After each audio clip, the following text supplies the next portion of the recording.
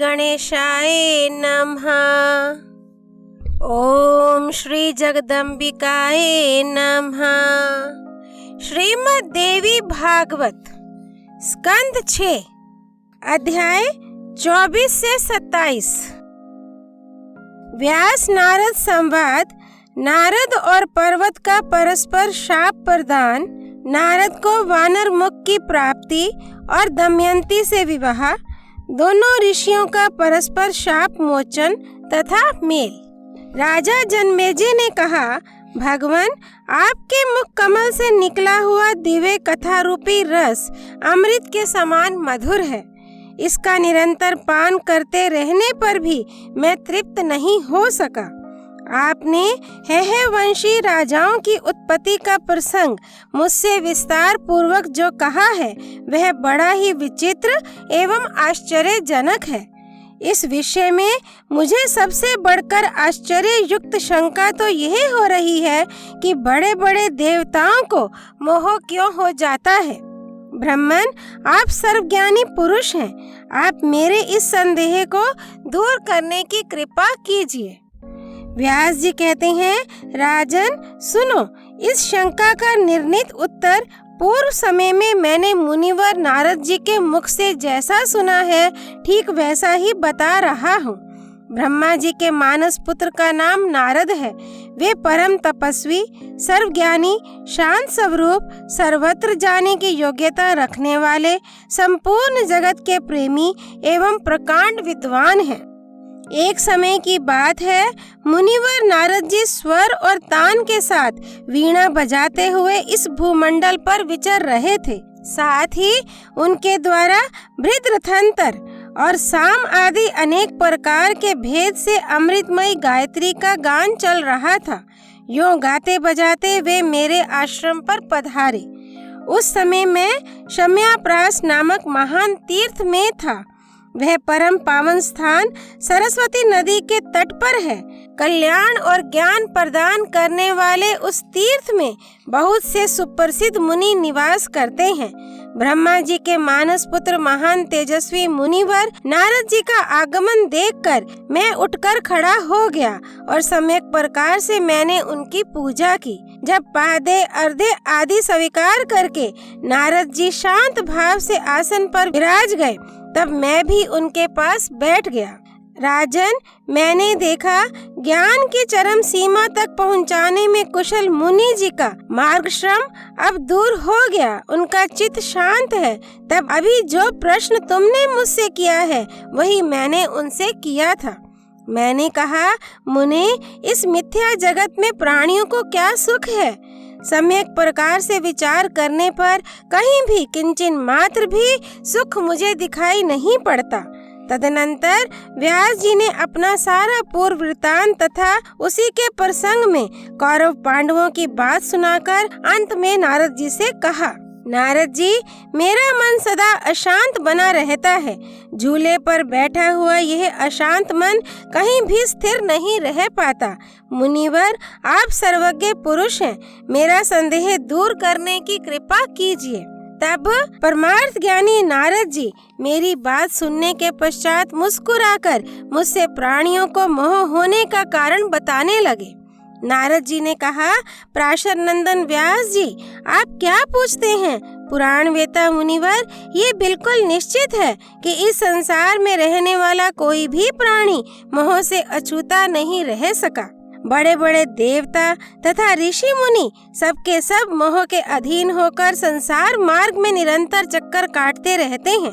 मैं स्वयं अपने ऊपर बीती हुई बातें बताता हूँ, सुनने की कृपा करें। व्यास जी, मुझे जैसे महान दुख का अनुभव करना पड़ा था, उसमें मोहवश स्त्री की प्राप्ति के लिए अपना फंस जाना ही कारण था। एक समय की बात है, मैं और पर्वत मुनि उत्तम भारतवर्ष को देखने के विचार से स्वर्ग से पृथ्वी पर उतरे। तीर्थों को देखते हुए हम दोनों एक साथ धरातल पर घूमने लगे। हमें मुनियों के बहुत से पवित्र आश्रम दृष्टि गोचर हुए। स्वर्ग से चलते समय हम दोनों ने यह प्रतिज्ञा की थी कि जिसके मन में जैसा विचार उत्पन्न हो वह एक दूसरे से कह दे। मनोभाव चाहे पवित्र हो अथवा अपवित्र, किंतु एक दूसरे से कभी उसे छिपाकर ना रखा जाए। स्त्री, धन अथवा भोजन विषयक जैसी भी इच्छा जिसके मन में उत्पन्न हो, वह परस्पर एक दूसरे से अवश्य कह दे। इस प्रकार की प्रतिज्ञा करके हम दोनों स्वर्ग से पृथ्वी पर आए और एक चित्त होकर इच्छा अनुसार भूमंडल पर विचरने लगे। हम दोनों इस लोक में भ्रमण कर रहे थे। इतने में ग्रीष्म ऋतु समाप्त होकर वर्षा ऋतु का आगमन हो गया। तब हम लोग राजा संजय की सुरमय नगरी में चले गए। राजा संजय बड़े सज्जन पुरुष थे। उन्होंने भक्ति पूर्वक हमारा भली भांति स्वागत सम्मान किया। उन्हीं के भवन पर रहकर हमारा चौमासा व्यतीत हुआ। वर्षा ऋतु के 4 महीने मार्ग में बहुत कष्टप्रद होते हैं, अतएव विज्ञ पुरुष उतने समय तक एक जगह रहना ही उचित समझते हैं। सुख की आशा रखने वाला पुरुष कार्यवश 8 महीने सदा विदेश की यात्रा कर सकता है, किंतु वह वर्षा ऋतु में बाहर जाने का दुस्साहस ना करे। इस प्रकार मन में सोचकर हम दोनों व्यक्ति राजा संजय के यहाँ रह गए। उन महानुभाव नरेश ने बड़े आदर के साथ हमारा आतिथ्य किया। राजा संजय की एक सुंदरी कन्या थी, उसका नाम दमयंती था। राजा की आज्ञा से वह परम सुंदरी कन्या सदा हमारे सत्कार में संलग्न रहती थी। वह बड़ी विदुषी थी, उसके नेत्र बड़े विशाल थे, उसका उद्यमी स्वभाव था। वह किसी भी समय हम दोनों की सेवा से मुख नहीं मोड़ती थी। हम दोनों के सामने सदा अभिलषित पदार्थ उपस्थित किया करती थी। उसके द्वारा मन के अनुकूल भोजन, आसन आदि का पूरा प्रबंध हो जाया करता था। इस प्रकार हम दोनों मुनि राजा संजय के भवन पर सत्कृत होकर रहने लगे। वेद का स्वाध्याय करना हमारा स्वाभाविक गुण है ही, अतः हम अपने वेद व्रत में सदा संलग्न रहते थे। मैं हाथ में वीणा लेकर उत्तम स्वर से सामवेद गाया करता था। कान को सुख पहुंचाने वाले उस गान में मधुरता भरी हुई थी। मेरे मनोहर साम गान को सुनकर राजकुमारी दमयंती मुझ पर आसक्त हो गई। उस परम विदुषी के मन में अब मेरे प्रति प्रगाढ़ प्रेम उत्पन्न हो गया और उस प्रेम की मात्रा उत्तरोत्तर बढ़ती ही चली गई। ऐसी स्थिति में प्रेम करने वाली उस सुंदरी के प्रति मेरा मन भी चलायमान हो गया। अब तो मुझ में विशेष अनुराग रखने वाली राजकुमारी मेरे और पर्वत मुनि के लिए जो भी सेवा कार्य यह वस्तु उपस्थित करती थी, उसमें कुछ भेदभाव होने लगा। वह मुझे जिस प्रकार प्रेम से देखती थी, वैसे ही पर्वत मुनि को भी देखना उसके लिए संभव नहीं रहा।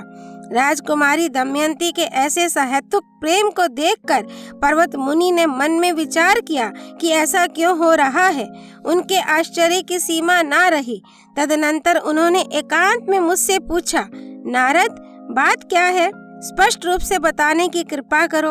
राजकुमारी तुम्हारे प्रति जैसा अधिक अनुराग रखती है, मेरे प्रति उसका वैसा प्रेम नहीं है। यह भेद मेरे मन में संदेह उत्पन्न कर रहा है। जान पड़ता है राजकुमारी के मन में तुम्हें पति बनाने की इच्छा सर्वथा निश्चित हो गई है। लक्षणों को देखकर मेरी समझ में आ रहा है कि तुम्हारा अभिप्राय भी वैसा ही है, क्योंकि आंख और मुख के भाव प्रेम के कारण को सूचित कर देते हैं। मुने, सच्ची बात कहो, स्वर्ग से चलते समय हम लोगों ने जो प्रतिज्ञा की थी, इस समय तुम्हें उस पर ध्यान रखना चाहिए। नारद जी कहते हैं, जब पर्वत मुनि ने अत्यंत आग्रह के साथ मुझसे कारण पूछा, तब बड़े संकोच में भरकर मैं उनसे कहने के लिए उद्यत हुआ। मैंने कहा, पर्वत, विशाल नेत्रों वाली यह राजकुमारी मुझे पति बनाना चाहती है, यह सत्य है, और इसके प्रति मेरी भी मानसिक भावना वैसी ही बन चुकी है। मेरे इस सत्य वचन को सुनकर मुनिवर पर्वत के मन में क्रोध उत्पन्न हो गया। उन्होंने मुझसे कहा, नारद, तुम्हें बार बार धिक्कार है, क्योंकि पहले प्रतिज्ञा करके तुमने मुझे बड़े भारी धोखे में डाल दिया है। अरे मित्रद्रोही, मैं तुम्हें शाप दे रहा हूँ, तुम अभी बंदर के मुख वाले बन जाओ। पर्वत मुनि महात्मा पुरुष थे। जब रोष में भरकर उन्होंने शाप दे दिया, तब तुरंत मेरे मुख की आकृति बंदर की हो गई। संबंध में वे मुनि मेरी बहन के लड़के थे, पर क्रोधवश मैं भी उन्हें क्षमा ना कर सका। मैंने भी शाप दे दिया कि अब से तुम भी स्वर्ग के अनधिकारी हो जाओ। पर्वत, तुम्हारी बुद्धि बड़ी खोटी है। इतने थोड़े से अपराध पर तुमने मुझे शाप दे दिया, अतएव तुम भी अब मरते लोग की ही हवा खाते रहो। तदनंतर पर्वत मुनि अत्यंत उदास होकर नगर से निकल पड़े। मेरा मुख भी बंदर के मुंह जैसा हो गया। राजकुमारी परम विदुषी थी। वीणा का स्वर सुनने में वह बड़ा उत्साह रखती थी। जब उसने मुझ क्रूर बंदर को देखा तब उसके मुख पर अप्रसन्नता की घनी घटाएं छा गईं। व्यास जी ने पूछा, ब्राह्मण, इसके बाद क्या हुआ? आपने शाप से कैसे छुटकारा पाया? फिर आपकी मुखाकृति मानवाकार कैसे हुई? यह प्रसंग पूर्ण रूप से बताने की कृपा करें। फिर आप दोनों महानुभावों का कब, कहाँ और कैसे सम्मिलन हुआ? ये सभी बातें विस्तार पूर्वक बताने की कृपा करें। नारद जी ने कहा, महाभाग, क्या कहूँ, माया की गति बड़ी ही विचित्र है। कुपित होकर पर्वत मुनि के चले जाने पर मैं प्रायः दुख ही भोगता रहा। यद्यपि राजकुमारी दमयंती सेवा में तत्पर होकर सदा मेरा सहयोग ही करती रही। पर्वत मुनि चले गए और मैं स्वेच्छा पूर्वक वहीं ठहर गया। वानर के समान मुख हो जाने के कारण मेरे मन में दीनता छा गई। मेरे दुख का पार नहीं रहा। ये कैसी घटना सामने घट गई? इस प्रकार की चिंता मुझे सदा कष्ट देने लगी। अब राजकुमारी दमयंती के शरीर में कुछ जवानी के चिन्ह स्पष्ट होने लगे। राजा संजय ने देखकर उसके विवाह के लिए अपने मंत्री से कहा, अब मेरी कन्या विवाह के योग्य हो गई। आप मुझे कोई सुयोग्य वर बतलाइए। इसके लिए ऐसा राजकुमार चाहिए जो सब प्रकार से श्रेष्ठ हो। उसे सुंदर, उदार, गुणी, शूरवीर और कुलीन होना चाहिए। ऐसा वर मिलने पर मैं उस राजकुमार के साथ अपनी कन्या का विधिवत पाणी ग्रहण संस्कार कर दूंगा। संजय की बात सुनकर प्रधानमंत्री ने कहा, राजन, आपकी पुत्री के अनुकूल बहुत से सुयोग्य एवं संपूर्ण गुणों से युक्त राजकुमार भूमंडल पर विद्यमान हैं। महाराज, जो राजकुमार आपको पसंद हो उसी को बुलाकर बहुत से हाथी, घोड़े, रथ आदि धन के साथ कन्यादान कर दीजिए। नारद जी कहते हैं, राजकुमारी दमयंती बातचीत करने में बड़ी कुशल थी। राजा का अभिप्राय जानकर उसने अपनी धाय के द्वारा एकांत में उनसे कहलाया। धाय ने कहा, महाराज, आपकी कन्या दमयंती ने मुझसे कहा है कि धाय, तुम मेरे पिताजी से विनय पूर्वक मेरी हितकर बातें कह दो। उसका कथन है, मैं बुद्धिमान नारद जी का वर्ण कर चुकी हूँ। उनकी वीणा के स्वर ने मेरे मन को मोहित कर लिया है, अतः अब दूसरा कोई पुरुष मुझे अभिष्ट नहीं है। पिताजी, आप मेरी रुचि के अनुसार इन मुनिवर के साथ ही मेरा विवाह कर दीजिए। धर्मज्ञ, मैं इनके सिवा दूसरे किसी को पति नहीं बनाऊंगी, क्योंकि मुनि के रस स्वरूप नादमय मधुर समुद्र में मैं डूब चुकी हूँ। ये सुखदायी सागर नाग, घड़ियाल, मत्स्य आदि जानवरों से बिल्कुल शून्य है। नारद जी कहते हैं, धाय द्वारा कहलाई हुई पुत्री दमयंती की बात सुनकर राजा संजय ने पास बैठी हुई अपनी सुंदर नेत्रों वाली रानी कैकेयी से कहा। राजा बोले, प्रिय, धाय ने जो बात कही है वह तो तुम सुन ही चुकी हो। बंदर जैसे मुख वाले नारद मुनि को उसने पति रूप में वर्ण कर लिया है। उसकी यह मूर्खतापूर्ण दुष्चेष्टा है। भला बंदर के समान मुख वाले उस मुनि को मैं अपनी यह कन्या कैसे दूंगा? कहाँ भीख मांगने वाला वह कुरूप मुनि और कहाँ मेरी लाडली परम सुंदरी कन्या दमयंती। ऐसा बेमेल संबंध कभी भी नहीं किया जा सकता। प्रिय, तुम्हारी वह भोली कन्या मुनि पर आसक्त हो गई है। तुम उसे एकांत में शास्त्र की आज्ञा तथा वृद्ध पुरुषों की मर्यादा बतलाकर युक्ति पूर्वक समझाकर इस हट से मुक्त करो। पतिदेव की यह बात सुनकर रानी कैकेयी ने राजकुमारी दमयंती से कहा, बेटी, कहाँ तो तुम जैसी रूपवती राजकन्या और कहाँ बंदर मुहा निर्धन मुनि। तुम्हारा शरीर लता के समान सुकोमल है और यह मुनि देह में सदा राख लपेटे रहता है। फिर तुम चतुर होती हुई भी इस भिक्षुक मुनि पर कैसे आसक्त हो गई हो? अनघे, इस बंदर मुहे के साथ तुम्हारा संबंध कैसे शोभा पा सकता है? शुचि समिते, इस निंदनीय पुरुष के प्रति तुम्हारी प्रीति कैसे हो सकेगी? तुम्हारा वर तो कोई सुंदर राजकुमार होना चाहिए। बेटी, तुम व्यर्थ हठ मत करो।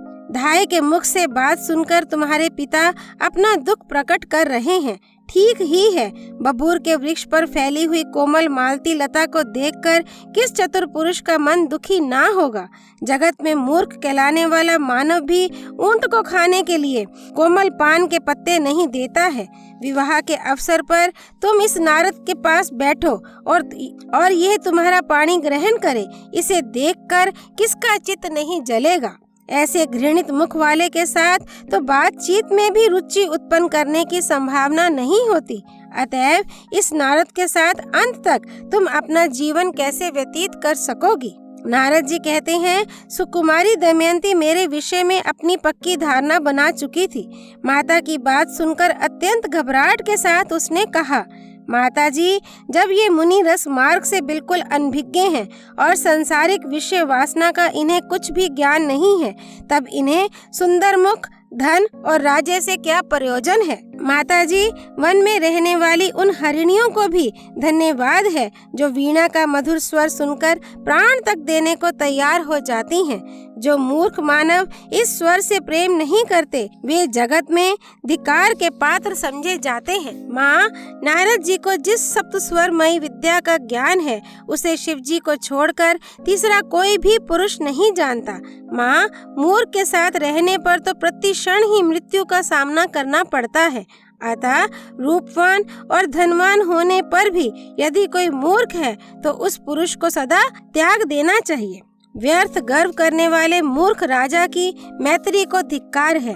गुणी भिक्षुक की मैत्री को मैं श्रेष्ठ मानती हूँ, कारण उसके वचन मात्र से सुख की अनुभूति होती रहती है। स्वर, ग्राम और मूर्छना आदि 8 प्रकार के भेदों को जानने वाला दुर्बल पुरुष भी मिलना कठिन है।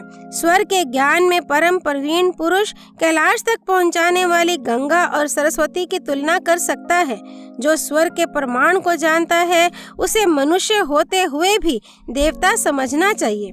स्वर भेद से अनभिज्ञ इंद्र भी पशु के तुल्य है। मूर्छना आदि स्वरों को सुनकर जिसके मन में आह्लाद उत्पन्न नहीं होता, उसे ही सर्वथा पशु समझना चाहिए, ना कि हरिण को ही। मैं तो विषधर सर्प को भी श्रेष्ठ मानती हूँ, कारण कान ना रहने पर भी मनोहर नाद सुनकर वह मस्त हो जाता है। कान वाले मानव यदि मनोहर नाद सुनकर हर्षित नहीं होते तो उन्हें धिक्कार है। बालक भी उत्तम स्वर से गाए हुए गीत को सुनकर प्रसन्न हो जाता है। इस गान के रहस्य को ना समझने वाले वृत्त तक अधम समझे जाते हैं। क्या मुनिवर नारद के इन अपार अप्रतिम गुणों को पिताजी नहीं जानते? त्रिलोकी में नारद के समान सामवेद का दिव्य गान करने वाला दूसरा कोई भी नहीं है। अतएव मैंने अच्छी तरह समझ बूझ कर ही इन मुनि का वर्ण कर लिया है। सुप्रसिद्ध गुणी इन मुनि के मुख की आकृति पहले बंदर जैसी नहीं थी। बाद में शाप के कारण इनका ऐसा मुंह हो गया है और वह भी मेरे ही कारण हुआ है। अतएव मैं कैसे दूसरा विचार कर सकती हूँ। किन्नर घोड़े जैसे मुख वाले होने पर भी किसको प्रिय नहीं होते, उनसे सभी प्रेम करते हैं, कारण सामवेद के वे बड़े अच्छे जानकार हैं। किसी के सुंदर मुख से ही क्या प्रयोजन है। माँ, तुम पिताजी से कह दो, मैं निश्चित रूप से मुनि वर को वर चुकी हूँ। अतः आग्रह छोड़कर वे प्रसन्नता पूर्वक मेरा विवाह मुनि जी के साथ कर दें। नारद जी कहते हैं, पुत्री की बात सुनकर रानी ने राजा से सब कह सुनाया। मेरी पुत्री दमयंती का नारद मुनि में पूर्ण अनुराग हो चुका है। ये समझकर उस परम सुंदरी रानी कैकेयी ने राजा संजय से कहा, आप किसी शुभ मुहूर्त में नारद मुनि के साथ ही दमयंती का विवाह कर दीजिए, क्योंकि अपनी यह कन्या उन सर्वज्ञानी मुनि को मन ही मन वर चुकी है। नारद जी कहते हैं, इस प्रकार रानी कैकेयी के प्रेरणा करने पर राजा संजय विधि पूर्वक विवाह करने को प्रस्तुत हो गए। उन्होंने संपूर्ण विधि संपन्न करके मेरे साथ दमयंती का विवाह कर दिया। परम तपस्वी व्यास जी, इस तरह विवाह होने के पश्चात मैं वहीं रहने लगा। बंदर का मुख होने के कारण मेरी मानसिक चिंता सीमा को पार कर रही थी। जब राजकुमारी दमयंती सेवा करने के लिए मेरे पास आती, तब मैं दुख से संतप्त हो उठता, परंतु खिले हुए कमल के समान मुख वाली वह राजकुमारी मुझे देखकर कभी भी कहीं भी तनिक सा भी खेद प्रकट नहीं करती थी। मेरे बंदर के मुख से उसके मन में जरा भी उद्वेग नहीं था। यूं कुछ समय व्यतीत होने के पश्चात सहसा एक दिन पर्वत मुनि मेरे स्थान पर पधारे। अनेक तीर्थों में भ्रमण करते हुए मुझसे मिलने के विचार से ही वे आ गए थे। मैंने उनका पर्याप्त सम्मान किया, उनकी विधिवत पूजा की। एक दिन वे आसन पर बैठे थे। उस समय मुझको और दमयंती को देखकर उनका मन दुखी हो गया, क्योंकि मेरी स्थिति बड़ी ही दयनीय थी। बंदर का मुख होने के कारण विवाह करके मैं अत्यंत चिंतित हो कालक्षेप कर रहा था। मुझ अपने मामा को ऐसा दुखी देखकर उन परम दयालु मुनि ने कहा, मुनिवर नारद, क्रोध में आकर मैंने तुम्हें शाप दे दिया था, किंतु सुनो, मैं अब उसे दूर कर देता हूँ। नारद, अब तुम मेरे पुण्य के प्रभाव से पुनः सुंदर मुख वाले बन जाओ, क्योंकि इस समय राजकुमारी को देखकर मेरा मन करुणा से ओतप्रोत हो गया है। नारद जी कहते हैं, मुनिवर पर्वत की बात सुनकर मेरा मन भी नम्रता और कृतज्ञता से भर गया। उसी क्षण मैंने भी जो उन्हें शाप दिया था उसका मार्जन कर दिया। मैंने कहा, मुनिवर पर्वत, तुम मेरी बहन के सुयोग्य पुत्र हो। तुमको मैंने शाप दे दिया था, उसे स्वेच्छा पूर्वक सानंद वापस ले रहा हूँ, अतः तुम स्वर्ग में जा सकते हो। फिर तुरंत पर्वत मुनि के कथनानुसार उनके देखते देखते ही मेरा मुख अत्यंत सुंदर बन गया। अब राजकुमारी के हर्ष की सीमा नहीं रही। उसने तुरंत अपनी माता से कहा, माँ, तुम्हारे परम तेजस्वी जामाता अब सुंदर मुख वाले बन गए हैं। पर्वत मुनि की आज्ञा के अनुसार उनके शाप से इनका उद्धार हो गया है। पुत्री की बात सुनकर रानी ने राजा से यह प्रसंग कह सुनाया। सुनते ही राजा संजय परम प्रसन्न होकर मुझे देखने के लिए वहां पधारे। उस समय उन महाभाग नरेश के मन में अपार आनंद हो रहा था। उन्होंने मुझे उपहार में बहुत सा धन दिया और मेरे भागिने पर्वत मुनि को भी सादर उपहार समर्पित किया। मेरे इसी जीवन में ये सब प्रसंग घट चुके हैं। मेरे अनुभव से यह महामाया का ही प्रभाव एवं महात्म्य है। महाभाग, माया के गुण से विरचित यह संसार बिल्कुल असत्य है। इसमें आसक्त होकर रहने वाला कोई भी प्राणी ना सुखी हो सका है, ना है और ना होगा। काम, क्रोध, लोभ, मत्सर, ममता, अहंकार और मद, ये सभी असीम बलशाली हैं। इन पर किसने विजय पाई है? मुने, सत्व, रज, तम, ये तीन गुण ही प्राणियों के देह धारण करने में सर्वथा कारण होते हैं। व्यास जी, एक समय की बात है, मैं भगवान विष्णु के साथ वन में घूम रहा था। आपस में कुछ विनोद की बातें चल रही थी। उसी क्षण मुझे अनायास ही स्त्री हो जाना पड़ा। प्रभु की माया के बल से मोहित हो जाने के कारण मैं एक राजा की स्त्री बन गया और उस राजभवन में रहकर मैंने बहुत से पुत्र प्रसव किए। व्यास जी ने पूछा, मुने, आप इतने बड़े ज्ञानी पुरुष होते हुए भी कैसे स्त्री रूप में परिणत हो गए? साधो, आपकी बात सुनकर मुझे अत्यंत आश्चर्य हो रहा है। बताइए, आप पुनः पुरुष कैसे हुए? ये सभी बातें बताने की कृपा करें। साथ ही ये भी बताएं कि किस राजा के घर में रहकर आपने कैसे पुत्र उत्पन्न किए।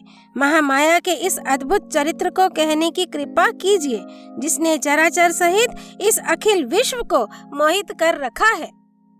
अध्याय 24 से 27 संपूर्ण। देव ऋषि नारद जी की जय। श्री भगवती देवी अर्पणमस्तु।